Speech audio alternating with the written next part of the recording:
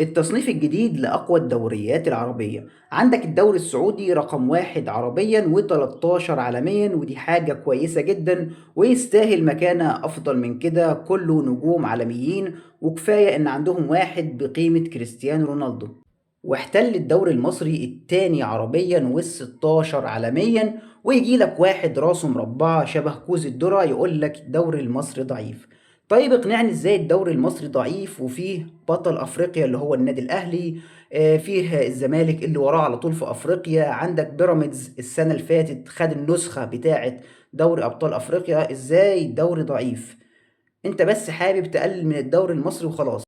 وعندك الدوري المغربي جه في المركز الثالث عربيا وال39 عالميا، يعني بعيد جدا عن الدوري السعودي والدوري المصري، زيه زي بقية الدوريات العربية من الرابع للتاسع، كلهم تقريبا شبه بعض، مفيش أي جديد فيهم. بس الدوري السعودي والدوري المصري اللي هم متفوقين، واضح جدا من ترتيبهم العالمي.